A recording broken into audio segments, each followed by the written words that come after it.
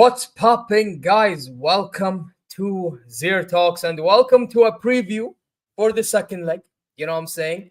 Inter Lanzo Milano. Hope I said that correctly, Anthony, by the way. And FC Bayern München. Second leg, man. I'm not gonna lie, man. I am nervous as hell for this second leg, but hey, here we are. But hey, listen, I'm not gonna be talking about this by myself. We do have a special guest, but before I bring him on, you already know what to do, guys. Subscribe.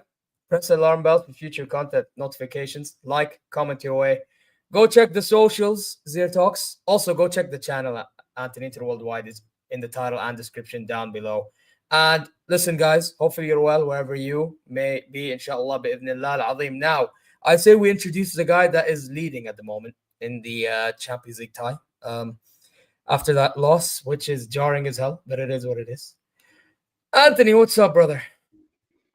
Doing good, man. Thank you for having me. All is still to play for. I don't think you'll find a single Inter fan on the planet that is complacent nor confident just yet. Fairs, man. I mean, you see me. I'm already down on the floor. I'm on the floor, brother. You know what I mean? But hey, we'll talk more on that, man. But listen, bro. Obviously you're 2-1 up. You know what I'm saying? After beating us. What were your thoughts on that last game? I think that Inter played the way an Italian team is going to play in the quarterfinals, especially when there's two legs and especially when you're going to a tough ground like Munich.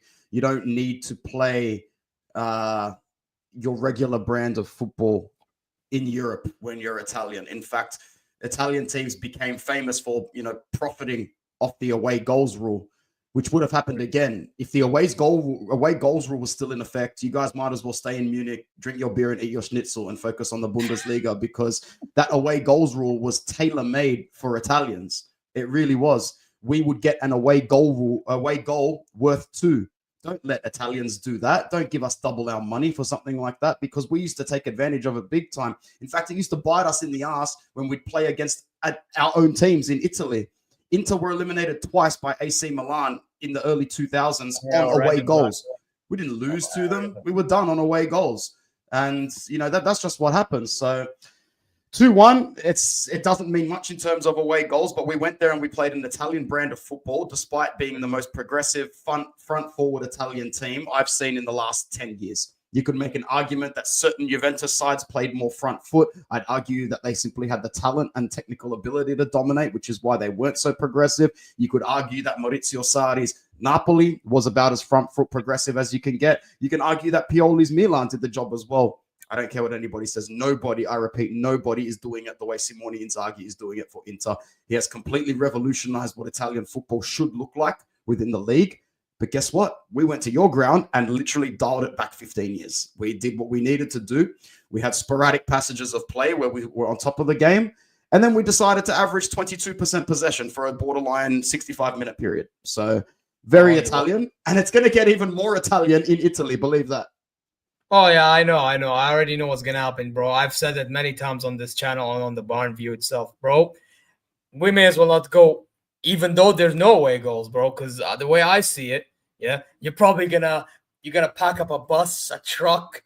You're gonna form a great wall of Miezza, like word to the name of your derby. You get me, or Madalena, whatever it is called, brother. You're gonna pull up a whole pack of wolves at the back, bro. So I'm already prepared for what's coming, at least as a Bayern fan. You know what I mean? Win, lose, draw, whatever it is. You get me?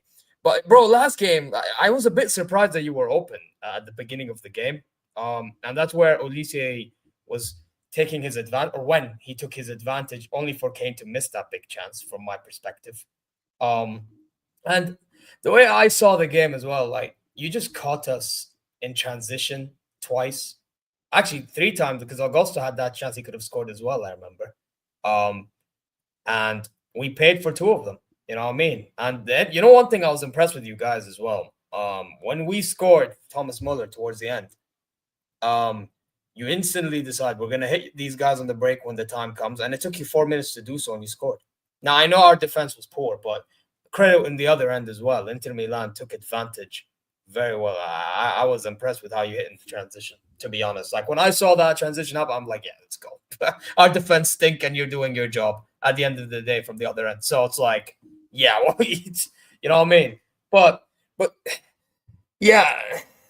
Obviously, who did you play this weekend? You won 3-1. It was a Cagliari. Cagliari. We Cagliari, hosted Cagliari and we won 3-1. And Napoli beat Empoli 3-0 this morning. So it's still all to play for in Serie A. We are 3 points ahead. I only found out last week that they've changed the rules in Italy as well. If you end up on the same amount of points at the end of the season, you actually have to play a head-to-head game, which, sorry for swearing, is fucking disgusting. Like, it actually makes me sick to my fucking guts, bro. What the fuck is this? The MLS or something, man? This is disgraceful. Never in my life have I ever seen a playoff for a league title in European football. Now I've got to cop it this year for Inter. Bro, if we finish on the same points as Napoli, there is no way in hell I am watching that playoff game. That playoff game can go and fuck itself, man, because that is actually putrid. How the hell can you play a head-to-head game over goal difference, over head-to-head goal difference, over goals conceded? There are 4 metrics that a league should use before it comes to the last gasp conclusion of exactly play a head-to-head game. That doesn't decide a title for me. Whoever finishes at the top at the end of the 38 games are the real champions of Italy. Fuck modern football, bro. It's actually sick. By the way, I actually did not know that you have to, brother. This is new to me. See, it's sickening, bro. I found out live on my own channel last week, and I basically went silent for 3 minutes. I couldn't believe it. Crazy.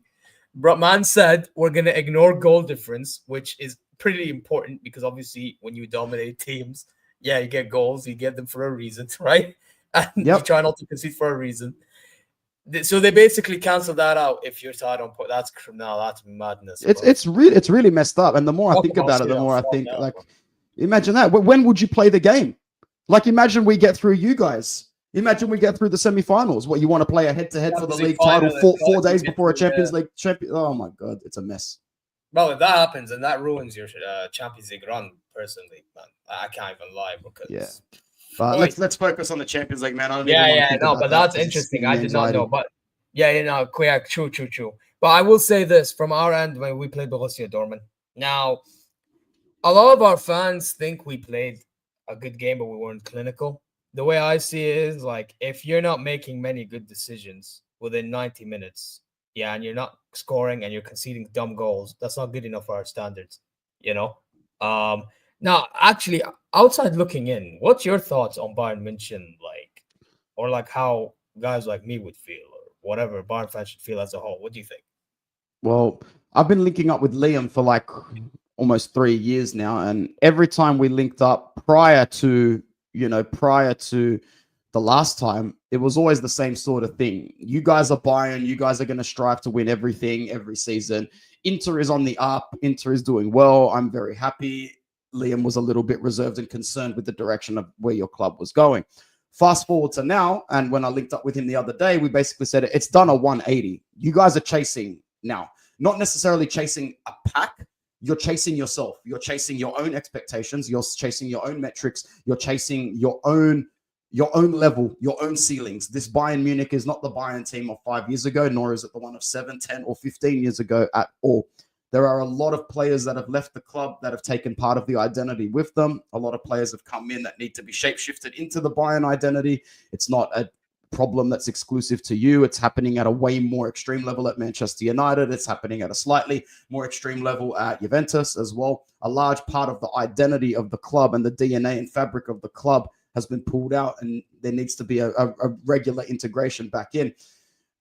The fact that we didn't go to Bayern Munich scared of you guys, if this was happening 5 years ago, we wouldn't even be looking at the quarterfinals. We'd be looking at it going, we're just happy to be around.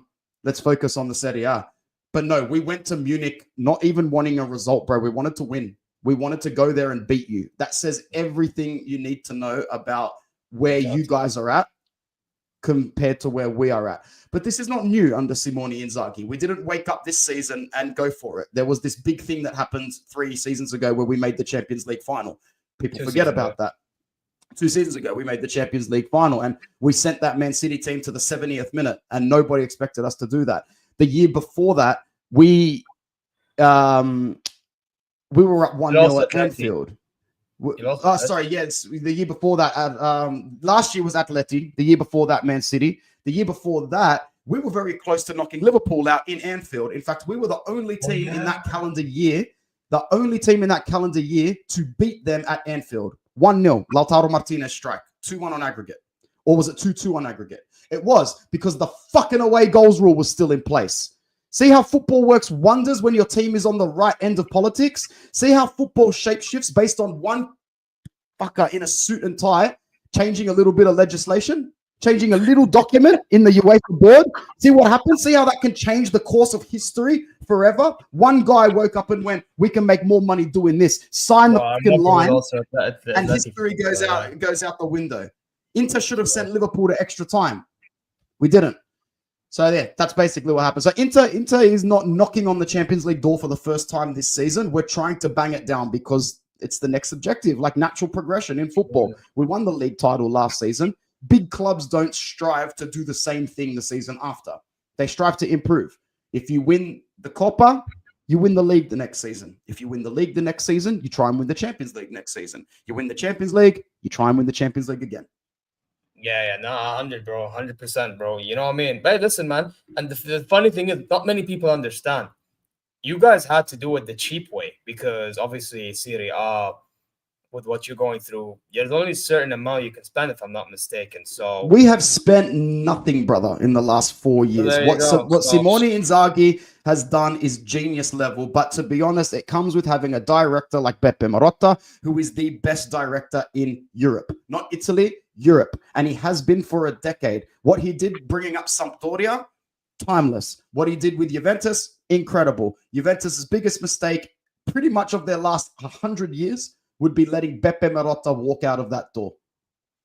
That's the guy. And I can see you're a little surprised. And this is the information I love bringing to people. It goes way further than players at clubs. It goes way further than managers. If you guys in the chat don't know the name, look it up. B-E-P-P-E Marotta. It is the guy. Like, hold on. Can I connect by my chat in YouTube? I can. I'll even drop it in the comments as well.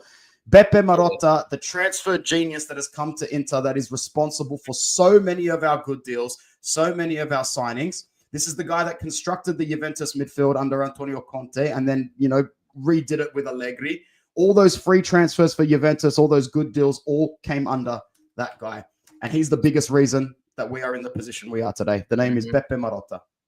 Madness. By the way, apparently the last time away goals was when Chelsea won in 2021. So since then, which makes sense. 2021, 2022 would have been the year that we played Liverpool. 2022, 23. Yeah, and that was the first year at Lecky. See what I mean? Yeah. Yeah, that was the first year away goals was. Now I remember as well. Yeah, first year away goal scrap was when Benzema started doing his comebacks and all that stuff, and that was the same time you played Liverpool as well. Maybe it was a rule just invented for the Real Madrid. Hey, I'm just there's something going on there in it, but it is what it is, brother. You know what I'm saying? But you know what? Because I know you ain't got much time, bro. I was thinking, do you want to do a combined 11?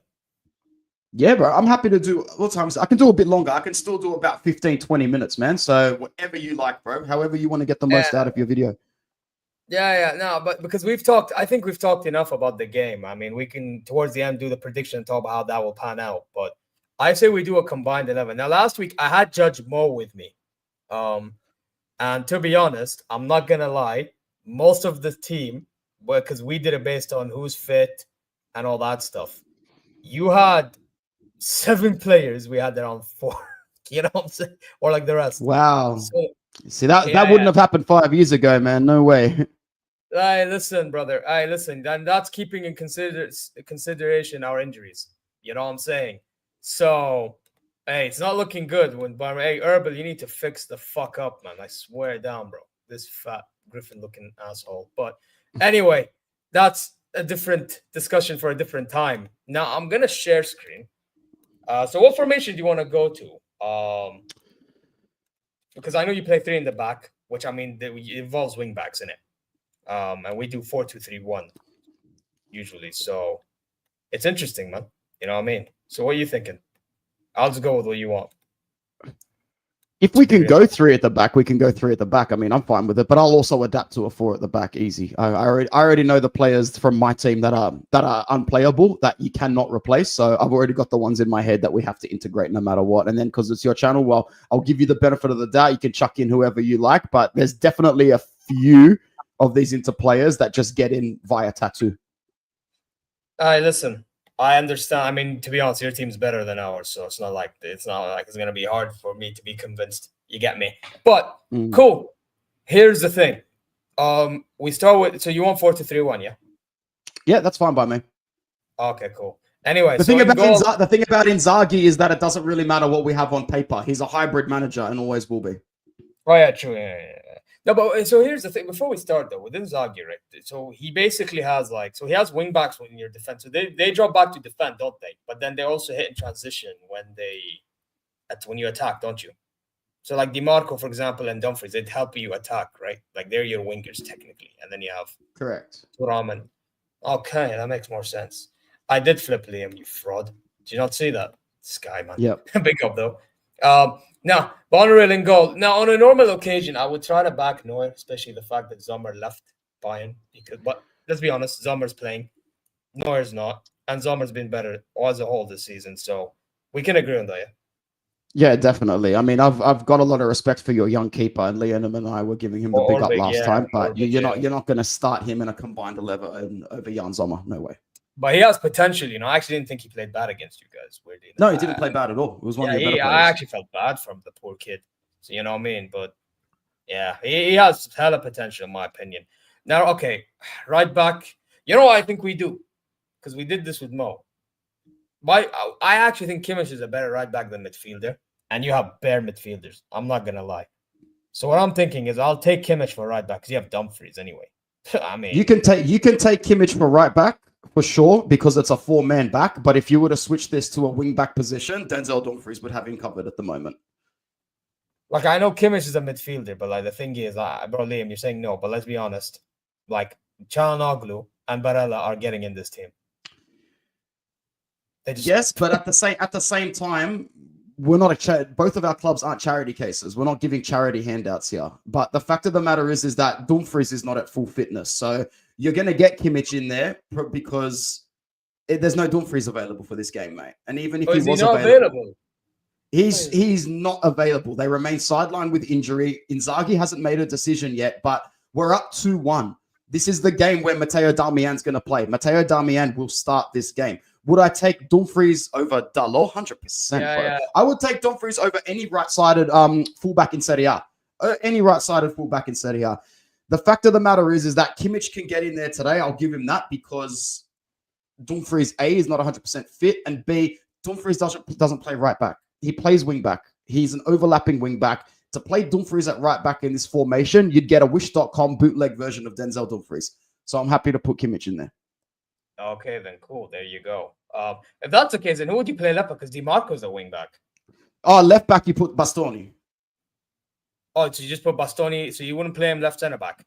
You could play him left centre back, but I would challenge everybody to look up exactly how many times Bastoni has played in a 4-man defense for club in the last 5 years.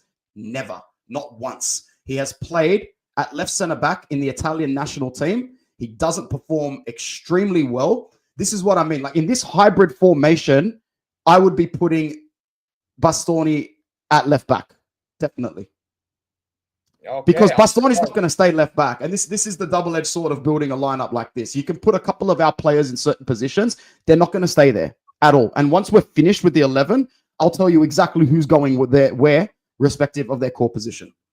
No, fair enough. I mean, listen, left back, the only argument I would have, because obviously if Davies was here, I would have said Davies easy, but he's not available. So I can't say somebody that's not available in it. So, cool.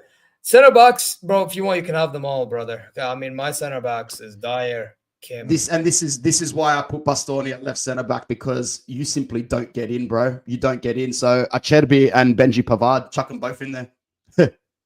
Yeah, there you go, guys. See, this is what happens when you don't build a squad, guys. You give them all the players. You know what I'm saying? So, yeah, hey, listen, we can hold that, man. You know what I mean? Pavard. Boom, done. So, wait, who's the left one? Acerbi, innit? I'd probably, play Acerbi there. Why not? See, once again, all three of our centre backs are out of position here, but in this formation, that's bulletproof, mate. Oh, yeah. It's just one of them ones, bro. Now, in midfield, okay, that's, since we have Kimmich there, so then your midfield, who would you put? I mean, for me, the only guy I can really try to make a case for, and even then, It's only based on performance, not based on quality at all. It would probably be Goretzka, but let's be honest, Barella and Çalhanoğlu easily make it compared to the guy. You know what I mean? And Yeah. then Pablo, So once again, hybrid formation wise, you can't put our midfielders out of this game. Like there are two midfielders that need to be double pivoting there, and it's Hakan and Barella. Hakan will shapeshift a little bit to the right and play the regista role in front of the two center backs, which will allow Bastoni and Di Marco to swap places. Hakan and Barella are definitely in there. Yeah, man. Guys, listen. Hey, man, at least we have some attackers, guys. You know what I'm saying? At least now it's gonna get interesting. So on the right, I'm putting Olise. I mean, that's no debate. You know what I'm saying? Now, who are we putting in the 10? I mean, we have Thomas Muller right now because Musiala is injured. By the way, this is an Aussie picking you up for information. Let's go, Jester. I'm just gonna drop a comment if anybody wants to check out my channels. It's by the way, I put your thing on the title. The link to his channel tagged on the title, and the link is in the description. So go check him out, guys. Inter content, week in, week out. Whenever Inter play, he's there. You get what I'm saying? Check him out, man. Top guy, top content creator as well. Anyway, yeah. Listen, so what are we saying about the left hand side, the 10 and a striker? What are you saying about the left-hand side? I mean, we have. So here's the thing, right? You've got Sane for that position, and pretty much that's it. So Sane, and you can play Guerrero there. Okay, and Coman just got back. Gnabry scored and created a chance for the goal against Borussia Dortmund. But let's be honest, I don't really rate Gnabry like that. I don't rate Kingsley Coman like that, and I don't rate Leroy Sane like that, bro. So if you want to DeMarco there, I don't even mind. Big up. Stop making sense. He's actually one of the blokes that came onto my Devils Down Under channel and has showed some support. By the way, keep a lookout because there's new content there weekly as well. Very much time warp stuff, no current stuff. He's right, man. And this is what I mean by the hybrid formation. Leroy Sane is a much better attacker than Federico Di Marco. You can't even put them in the same bracket. One is an attacker by nature. The other one is not. But in this formation, in this game, with the hybrid that's going on, you put Di Marco in there. And you want to know why, Ahmed, my G? Because if you put Di Marco in that position, you're never going to know what's going on in this Inzaghi system. You won't be able to track Di Marco from Bastoni. I'm telling you right now, they will wreak havoc. And with someone as stable as Acerbi, locking down that intergap between Hakan, who you might want to swap Hakan and Barella, by the way, only because Barella is a... Oh, he's more right-hand-sided. Bro, he is right-hand-sided. Barella never, ever starts on the left, ever. He is a right side. He's the best right-sided box-to-box midfielder on the planet. He's the best I've seen since Arturo Vidal. He's the best I've seen. He's the best I've seen since Arturo Vidal, and he's better. He's better than Vidal in his prime. So if you were to play Di Marco in that position there, dude, that whole Hakan, Barella, Acerbi, Bastoni, Di Marco would wreak havoc. It would wreak absolute havoc. However, we are forgetting one name. We're forgetting one name because you're not playing a two-striker system. Are we willing to put Marcus Thuram on the bench in this game? Oh, yeah. Now, that is a very interesting point. You can put him as well. Because by the way, I know you're going to mention it. And I did have to say this to Mo as well. And he knows this because he said it about how he plays for France. He did that for Borussia Mönchengladbach, in which he played on the left. Yeah, he did. So I am aware. Well, if Thuram has to start, then I'd be more inclined to put him on the left-hand side. But at the same time, that's where this formation now becomes a little bit tricky because the whole Bastoni and Di Marco combination is key to making it work. So if we are going to play this formation, and I'm having a lot of fun doing this, by the way, because like someone said, it's not robotic. It's not as easy as just chucking names in there. That's not how it works. If you want to stick with this formation, it's Federico Di Marco. If you want to change the formation and go three at the back, all you need to do is put your left-handed winger up top at a three-man midfield and take probably Acerbi out of the back three, or probably Kimmich out of the back. To be honest, you know what I think we do. Personally. You could add Kimmich to the midfield actually, and then we could take out another one of those midfielders up top. but then it also compromises Elise a little bit. So we've got a little bit of work to do here still. You know what I think we do? I think we play 3 in the back with this. I think so now. Like and now your boy Kimmich will have to leave the back 3. Yeah, and you know what? And you know what I think we do? So because by the way, I think Çalhanoğlu defensively is better than Kimmich. So I think you put Kimmich and Barella more advanced. Fair enough. Change to a back 3. Let's just see the foundation that you get. Because I'm here with Stop Making Sense. A 3-4-3 would be best. Up top for me, I mean, I'd pair Lautaro and Harry Kane because like it's just a guaranteed product. It's a guaranteed product. So this is what. But if we have to pair them, if we have to pair 2 up front in form, Lautaro and Thuram probably get it. I know Barella's more on the that's fine. right hand That's side, fine. but Kimmich is on the right as well, so it don't make sense. So I'm just putting it like this, basically. That makes sense. You see what I'm saying? See where I'm going with this? So yeah. So one's like a facility, but he would be more of the type of guy to go a bit wider because obviously he likes to cross into the box. You know what I'm saying? And then you have him doing everything here, yada yada yada. You know what I mean? Yeah. And obviously he does. What you can do, you could probably go with a more hybrid diamond formation, like a 3-4-3 with one of the attackers slightly behind. In which case you could probably get DiMarco into that 3-4-3. But then if you're happy for me to just take control, I'm happy for you to put Kane and Lautaro after that. But at the same time, Thuram and Lautaro is a guaranteed product. This is a very sad looking lineup from a Bayern Munich perspective, especially when you consider 2 of the players in there are 2 of your former players. This is slightly banter material. No offense. Brother, it is the banter. You know, but wait, would you rather Lautaro or Thuram? I actually rather Thuram, you know. No. Lautaro gets in over Thuram. I just don't want to be that guy and put Harry Kane on the bench. But I'm even hearing if you guys don't rate Kane, then don't put him in. Maybe it's just me and my PTSD of watching him score in the Premier League all the time. But you know, if you guys don't want to put in Kane, put in Lautaro Thuram. Bro, he's a big name. However, I will say this to you, bro. See, we can do this. I don't know what you think of that, but yeah. How many times does Elise tuck in behind the strikers for you guys, or is he purely a wide player? I mean, as you saw in the Inter game, he was free roaming a lot. Yep. That's me. See, there you go. I'm very happy with that. That looks like a very good lineup, to be honest. Especially considering Elise will get the help that he needs from Lautaro Martinez, who habitually is able to drop into an attacking midfielder role. Doesn't play like a pure trequartista or an attacking midfielder by any means, but his football IQ and knowledge, you know, he came from Racing Club in Argentina where he wasn't a poacher. He's never been a poacher. He's always been an SS. He's always been a second forward. It is now that he is transitioning up into that main striker role. But you would have also noticed in the first leg, once we were looking at protecting the ball a bit better, not necessarily protecting the game, Thuram became last man by about 6 or 7 meters each time as well.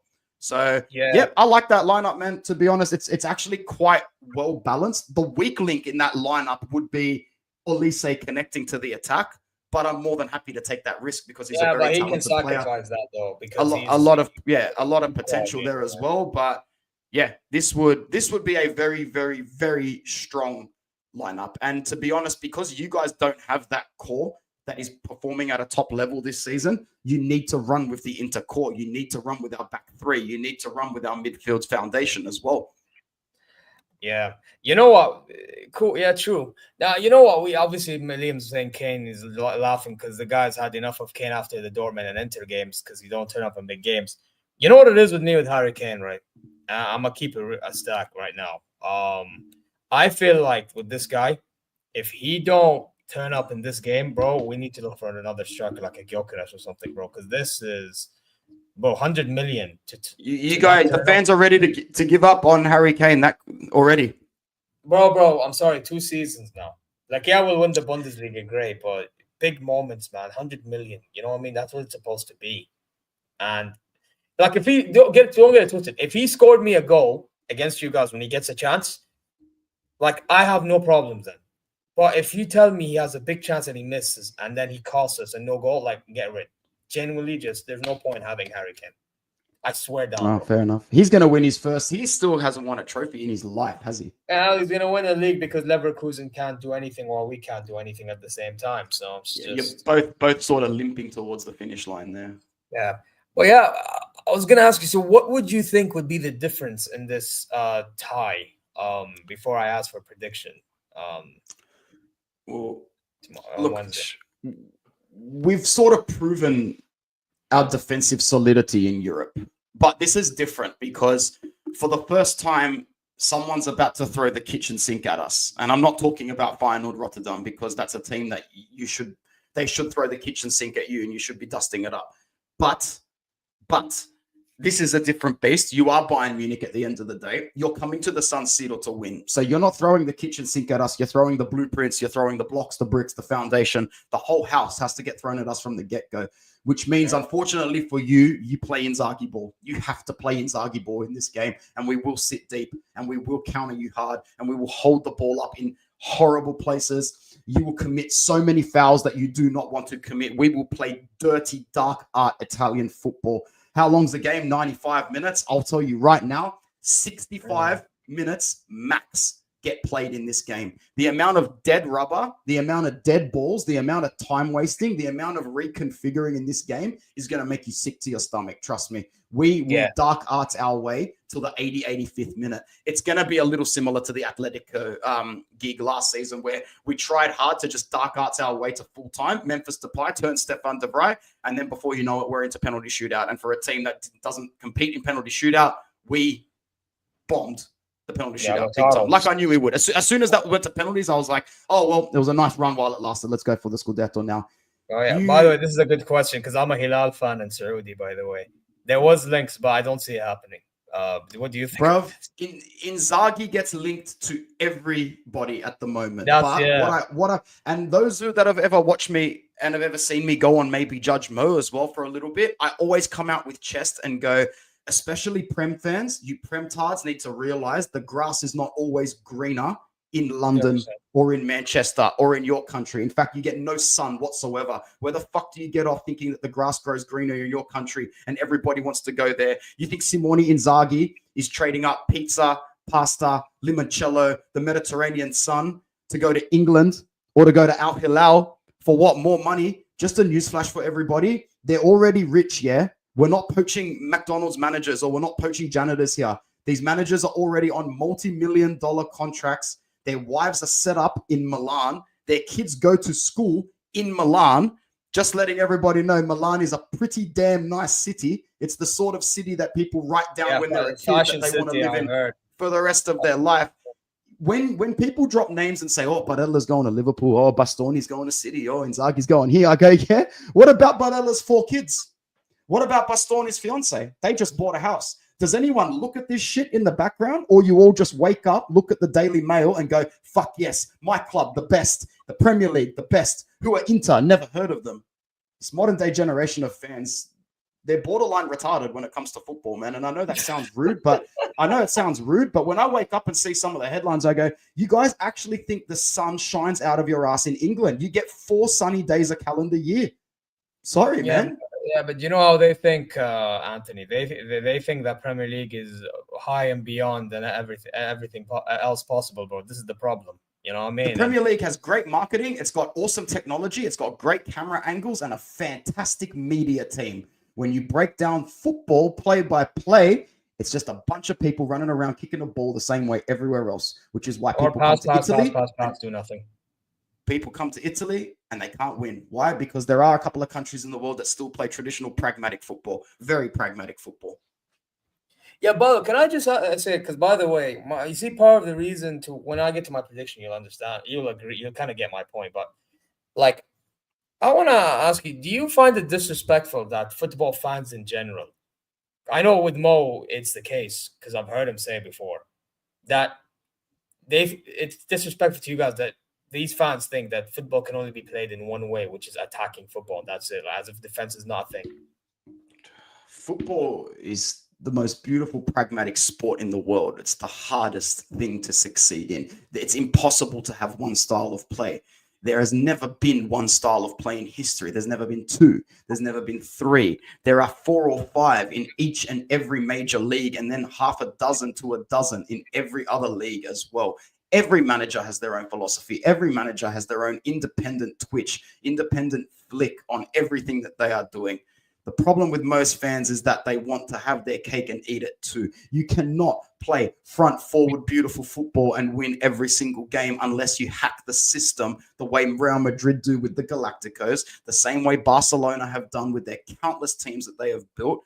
Unless you are playing in a Paris team that's going to shit on everyone, or a Bayern team for a 10-year period that's going to shit on everyone, you have a certain brand of football that you need to adapt in respective to your opposition as well. You always welcome, not only do you have to play your own style, you have to welcome a different style, sometimes multiple times a week if you're playing at top level. You know how hard it is for Inter to switch between a Coppa Italia, Serie A, and Champions League in the space of 9 or 10 days? That's 3 different brands of football with 3 different opponents that you need to play. This whole mentality that football needs to be played the Pep Guardiola way, or this philosophy that was sort of embedded by Pep, even though he didn't publicly come out and say my philosophy is the best. He is just the poster boy for what attractive footballers look like. He managed you guys and didn't win the Champions League. No offense to you, much offense to him. When has Pep Guardiola ever taken on a challenging gig? Mourinho is 10 times the manager he will ever be, based purely on his balls and his cojones. That Roma gig, really tough gig. Porto, hard gig. Inter, hard gig. Man United, not a hard club to go to. Hard gig at the time. Spurs, fucking might as well go to the ninth circle of hell and play football with Satan himself. Why would you want to go to Spurs? Pep Guardiola hasn't worked a challenging day in his life. And when the going got tough for him this season in City, he came out and said, I need new players. What, the $500 million you've spent in the last couple of years wasn't enough to play your style of football, your brand of football. The problem is Pep Guardiola has built a cult of football fans, a cult of uneducated football fans who think that football is one-dimensional or is played in one way. It's not. And that's why really fast forward-going teams would come to a team like Genoa and draw 1-1. Or a City team would come and play Verona and struggle to get by the line in 60 minutes. Football is played different in every country, man. Well, like, you want to know something about Pep Guardiola? We are the only club he coached that didn't even really appreciate him like that. Bro, he kind of, if you deep it low key, that guy kind of destroyed our whole identity, because we used to be that type of team. If you watch Hansi Flick's Bayern a few years back, that's what FC Bayern was really about. You know, just quick attack, kill them all, finish. That's it. But with Pep, it's like how Company is this season, which is why I'm like, I don't see it against Inter Milan just doing a job. Like, pass. Okay, cross the ball in, you know, fine. Now try to finish an opportunity. Oh, they miss. Okay, again, pass, cross again. And it's back to square one every single time. You know what I mean? And then get hit in the counterattack. It's similar. It's really similar. So, yeah, it's just like, and the man-to-man pressing thing as well. Like, you know, it's just, with that football, sometimes you don't really play with urgency. You know what I mean? And maybe that's where my negativity comes from. It's the fact that we don't play with much urgency, which means we're buying time, which means when we do get these, like, chances, if we don't score them, we're screwed. You know what I mean? It's just, I don't know, man. Maybe I don't know if it's just me, but the way I see football is a two-way street. You know what I mean? It's not just a one-way street. That's why when fans talk about technique, right, they overstate it, in my opinion. Because, yeah, you need technique, but technique, if you put, like, for example, your team, if you go play Barcelona, low-key, I think you can do them. Because all you have to do is shape a whole defense, hit them on the break, done. Seriously. You know what I mean? So I think this whole technique thing is overstated, man. All you have to do is pile up on that guy. Bro, I remember when we played Arsenal, all we did, pile up on Saka, Mizraoui, Guerrero, done. Where were they after? Where was Saka? You know what I mean? And Saka's a talented player, man. People act like he's not talented. He's a talented player. You know what I mean? He done his first leg. But yeah, that's my thoughts on the matter, man. Now, you know what? Because I don't want to take too much of your time. I say we get to the prediction of this all. So yeah, I'll let you go first. What do you think is gonna happen, man? If we were doing this on my channel, I'd do the anti-jinx and I'd say 2-1 to Bayern and it goes into extra time and we'll see what happens there. But I'm on your ground, so I need to stay staunch. And to be honest, my most honest opinion is that it ends 0-0 or 1-1. I know on paper, this game has goals written all over it. But at the same time, I also see a very tight game. A game where where certain players are just looking for their moment, but can be a little bit scared to take it as well. This Inter team is very gassed. We've even got players on the sideline telling their own players to slow down on the weekend against Cagliari, like Arnautovic, Di Marco. They're telling players, slow down, look at that gap, slow down, run slowly. We are running on fumes at the moment, man, to the point where everyone is literally protecting every last fast twitch muscle fiber in their legs. Literally are protecting the muscle fibers in their legs.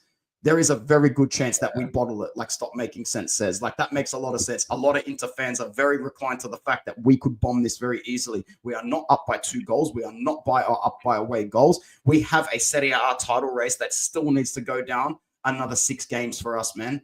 We have got almost double the amount of games left now that Napoli does until the end of the season.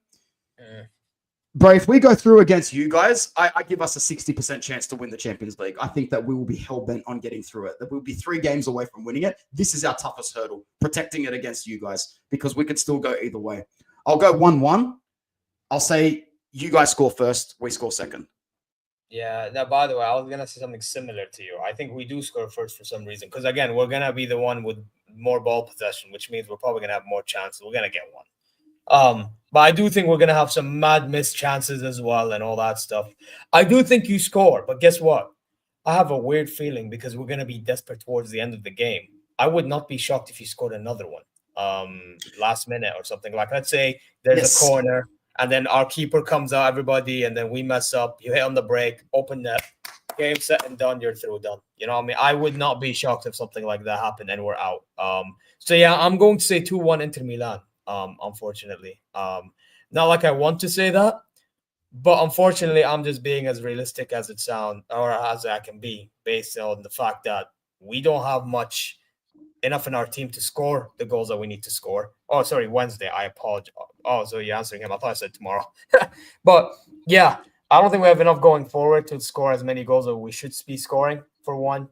And 2, I feel like our defense is going to be leaky at some point in the game, and it's going to cost us. So, yeah, there you go, man. But hey, listen, man. Any final words before we end it, bro? No, it was fun. Thanks for having me. Anybody that wants to follow me in the chat, big up. 2 channels, Inter Worldwide and Devils Down Under. Feel free to banter me. Feel free to do whatever you need to do. I just enjoy doing content in my spare time. So best of luck to all the Bayern fans. I wish you nothing but the worst in luck in this game. But yeah, let's see how we go, man. But by the way, quickly, I will add your other channel in the description. For those who are watching on replay, I will add that channel as well. I did not realize you had a second channel for Man United. I will add that channel as well. Go check that out, guys.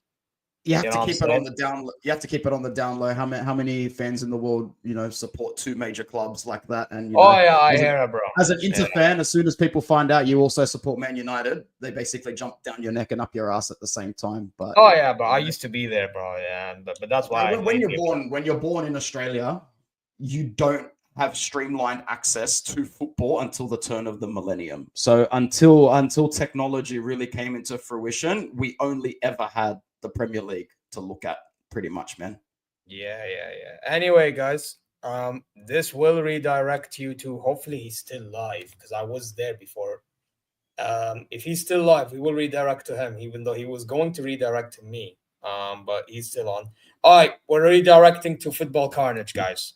ZeerTalks. And yeah, listen, you already know what to do. Subscribe, press alarm bells for future content notifications, a like, comment your way. Go check ZeerTalks socials and go check out both channels of Anthony's, Inter Worldwide and that Man United one, which I still forget the name because I'm a fraud. It is what it is, but you know what it is. I'll add it there. And inshallah, guys, you guys are well wherever you may be. Anthony, thanks for being here. Great show. You know what I'm saying? And guess what, guys? We're out. ZeerTalks on Football Carnage. See you later.